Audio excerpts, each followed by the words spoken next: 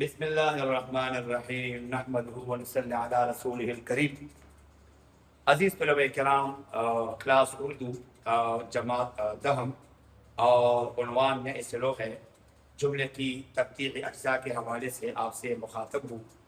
جی بیٹا، یہ جملے کی ترتیبی اجزاء یہ مناسبات ہے گرامر کا، تو ہم پہلے جانیں گے کہ جملہ کی ترتیبی اجزاء سے کیا مراد ہے، اور پھر ہم کس طرح یعنی ایک جملے کو اس کی ترتیبی اجزاء کریں گے، اس کو ہم سمجھیں گے اور سمجھنے کی کوشش بھی کریں گے۔ بنیادی چیز ہے، جیسے کہ آپ کو پتا ہے کہ پرپس پرچے کا زیادہ تر بلکہ مکمل طور پر گرامر سے وہ آ جاتا ہے، تو ایک اہم ٹاپک ہے، ایک اہم موضوع ہے، امید ہے آپ توجہ فرمائیں گے۔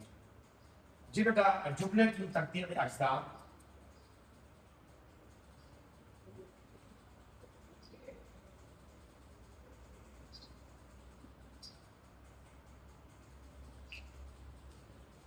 جملے کی ترتیبی اجزاء سے کیا مراد ہے؟ یعنی جملہ جن اجزاء پر مشتمل ہے ان کو چھوٹے چھوٹے حصوں میں توڑ کر الگ الگ کر دینا، ان کو چھوٹے چھوٹے حصوں میں توڑ کر الگ کر دینا، یعنی جملہ جن اجزاء پر مشتمل ہے ان کو توڑ کر الگ الگ حصوں میں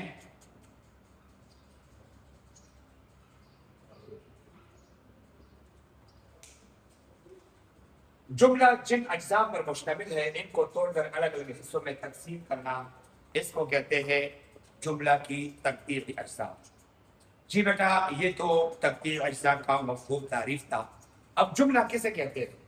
جملہ دو یا دو سے زیادہ الفاظ کا مجموعہ، دو یا دو سے زیادہ الفاظ کا مجموعہ جس سے پوری بات یا مطلب سمجھ میں آ جائے، دو یا دو سے زیادہ الفاظ کا مجموعہ جس سے پوری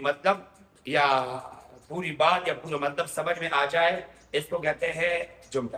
تعریف دیکھیے،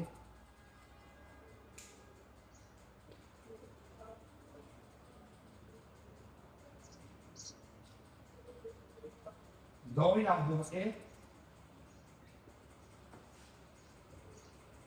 الفاظ کا مجموعہ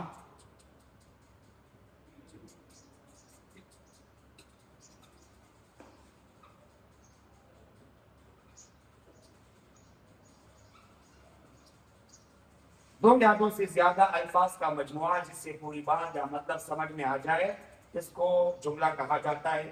اس کا اگلا نام کیا ہے؟ مرکب تام، مرکب مفید اور کلام، یہ اس کے دیگر نام ہیں۔ جملہ مرکب تام، مرکب مفید اور کلام۔ دیکھیے، دو یا دو سے زیادہ الفاظ کا مجموعہ مرکب کہلاتا ہے۔ پھر اگر یہ مرکب سننے والے کو، مخاطب کو پورا فائدہ دے تو مرکب تام، اسے جملہ بھی کہتے ہیں، اور اگر اپنے سننے والے کو پورا فائدہ نہ دے تو اس کو مرکب ناقص کہا جاتا ہے۔ آج کا ہمارا موضوع سخن ٹاپک جو ہے وہ جملہ ہے، کیونکہ ہم نے جملے کی ترتیبی اجزاء کو سیکھنا ہے، تو اس لیے ہم جملہ مرکب تام کے حوالے سے بات کرتے ہیں اور آگے بڑھا دیتے ہیں۔ جی بیٹا، پھر آگے جملہ کی دو قسمیں ہیں۔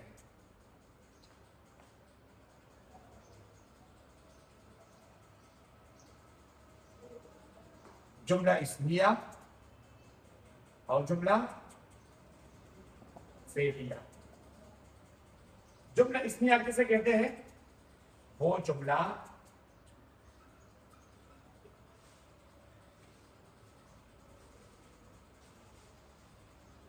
اسمیہ وہ جملہ جس میں مسند الیہ اور مسند اسم ہو، جس میں مسند اور مسند دونوں اسم ہو۔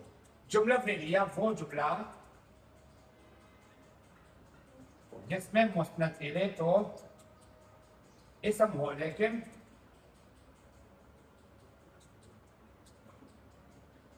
مسند کوئی فعل ہو۔ جملہ کے بنیادی اجزاء دو ہوتے ہیں، مسند الیہ اور مسند، یعنی کسی جملے میں بنیادی کردار ادا کرنے والے اجزاء کیا ہے؟ مسند الیہ اور مسند۔ اس کے ضمن میں آپ یہ سمجھیے، یہ جملہ کے بنیادی اجزاء ہے جو دو ہے. جملہ اسمیہ کے اجزاء کتنے ہیں؟ تین ہے. مسند الیہ، مسند اور فعل ناقص. جملہ فعلیہ کے اجزاء کتنے ہیں؟ فعل اور فاعل. فعل اور فاعل دو ہے. تو جملہ فعلیہ کے اجزاء دو، جملہ اسمیہ کے اجزاء تین، اور جملہ کی بنیادی اجزاء وہ دو ہوتے ہیں. اب آگے مسند الیہ کسے کہتے ہیں؟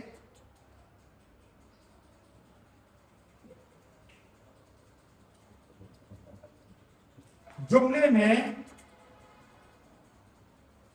وہ چیز یا شخص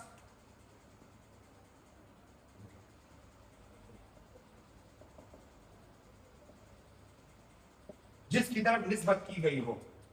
مسند کسے کہتے ہیں؟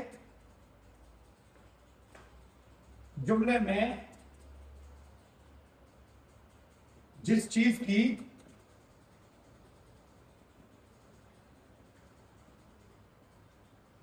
کی نسبت کی گئی ہو تو اس کو مسند کہا جاتا ہے. اب جملہ اسمیہ جس میں مسند الیہ مسند دونوں اسم ہو، جملہ فعلیہ جس میں مسند الیہ تو اسم ہو لیکن مسند کوئی فعل ہو. سمجھ آ رہی بات؟ اب آگے جملہ اسمیہ کے مسند الیہ کو مبتدا کہا جاتا ہے اور جملہ اسمیہ کے مسند کو خبر کہا جاتا ہے. جملہ فعلیہ کے مسند الیہ کو فاعل کہا جاتا ہے، جملہ فعلیہ کے مسند کو فعل کہا جاتا ہے. سمجھ آ رہی بات؟ تو یہ جملہ اسمیہ اور جملہ فعلیہ. اب آگے ہم جملے بناتے ہیں پھر اس کی تقدیر اجزاء کرتے ہیں. مثلا دیکھیے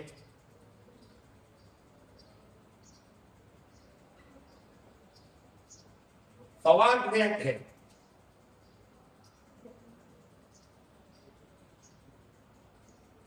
عائشہ ذہین ہے. دیکھیے بیٹا یہ میں نے دو مثالیں دی، یہ دونوں مثالیں جملہ ہے، جملہ کی ہے اور جملہ اسمیہ کی ہے.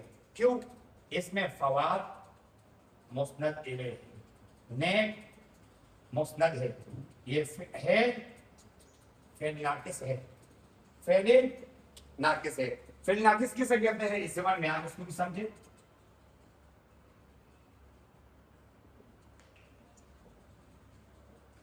وہ فعل جب تک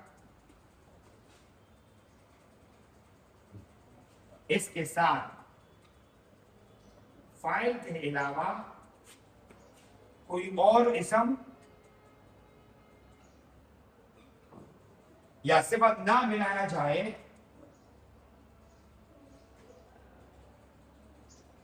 اس کا معنی پورا. وہ فعل جب تک اس کے ساتھ فاعل کے علاوہ کوئی اور اسم یا صفت نہ ملایا جائے اس کا معنی پورا نہیں ہوتا. آپ اس مثال میں دیکھیے، میں نے کہا فواد. فواد یہ اسم ہے، فاعل ہے، مسند الیہ ہے اور ہے فواد ہے. فواد ہے یہ ہے فعل ناقص ہے. اب دیکھیے اس ہے فعل ناقص کے ساتھ جب تک فواد کے علاوہ نیک کا لفظ نہ لگایا جس کا معنی پورا نہیں ہوتا. میں کہہ رہا ہوں فواد ہے، فواد ہے، آپ طلباء کو کچھ بات سمجھ آ گئی ہے؟ نہیں ہے نا. میں کہتا ہوں فواد نیک ہے، اب سمجھ آیا. اسی طرح عائشہ ہے، عائشہ ہے، عائشہ ہے، تو کچھ سمجھ نہیں آ رہا. ہے فعل ناقص کے ساتھ یہ فاعل مسند الیہ ہے لیکن کوئی اور اسم صفت ذہین نہ ملایا جائے اس کا معنی پورا ہوتا نہیں ہے. تو میں کہہ رہا ہوں عائشہ ذہین ہے، اب ہے فعل ناقص کا معنی پورا ہو گیا. جی بیٹا، تو جملہ اسمیہ فواد مسند الیہ ہے، نیک مسند ہے، اور یہ چونکہ کیا ہے، یہ مسند الیہ اسم ہے، یہ مسند بھی اسم ہے. تو بتائیے کون سا جملہ ہے؟ جی جملہ اسمیہ. شاباش. جملہ اسمیہ وہ جملہ جس میں مسند الیہ مسند دونوں اسم ہو.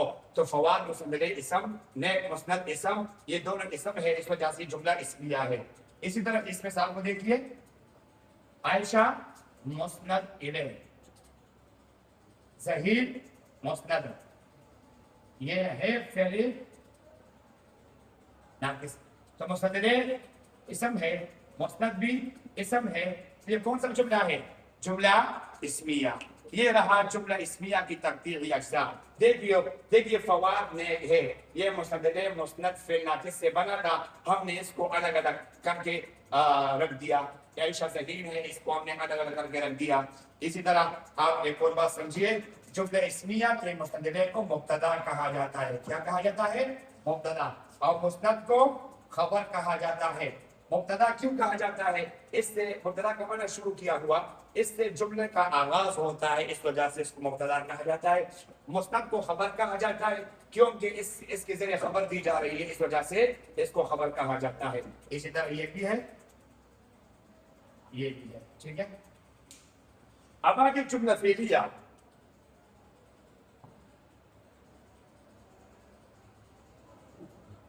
جملہ فعلیہ اس کی مثال دیکھیے.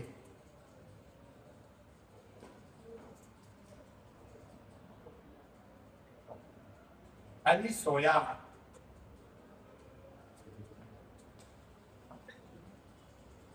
احمد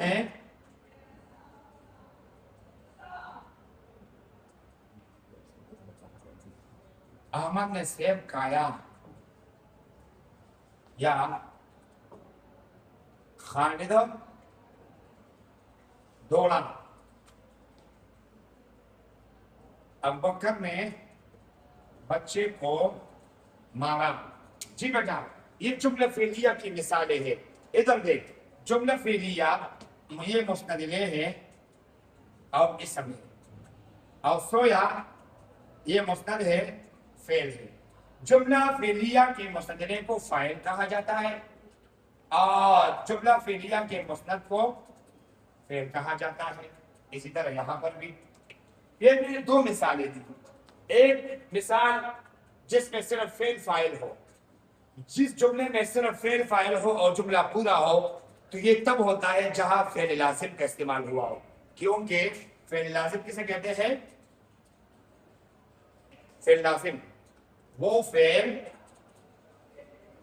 جو صرف فاعل پر پورا ہو جائے، مفعول کی ضرورت نہ ہو. اور دوسرا فعل متعدی.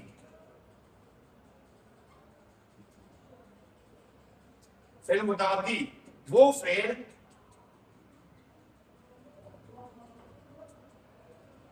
جو صرف فاعل پر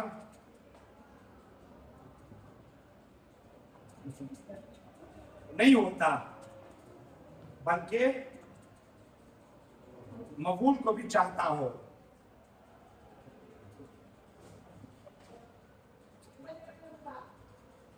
دیکھیے بیٹا، میں نے جملہ فعلیہ کی دو مثالیں کیوں دی؟ کیونکہ فعل کی دو قسمیں، فعل لازم اور فعل متعدی. فعل لازم وہ فعل جو صرف فاعل پر پورا ہو جائے، فعل متعدی وہ فعل جو مفعول کو بھی چاہتا ہو، صرف فاعل پر پورا نہیں ہوتا. اب دیکھیے جملے کی ترتیبی اجزاء کرتے ہیں. علی فاعل، مسند الیہ فاعل، سویا مسند فعل، یہ ترتیبی اجزاء ہے. دوسری مثال دیکھیے، خالد دوڑا. خالد فاعل، مسند الیہ فاعل اور دوڑا مسند فعل، یہ ترتیبی اجزاء ہے. یہ تو جملہ فعلیہ فعل لازم کی مثال.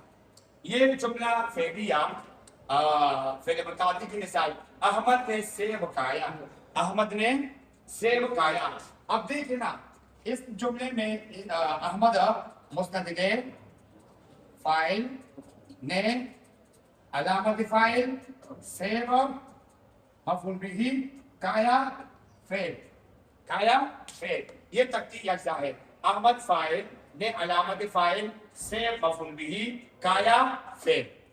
اسی طرح اگلا مثال دیکھیے، ابوبکر نے بچے کو مارا. ابوبکر نے بچے کو مارا.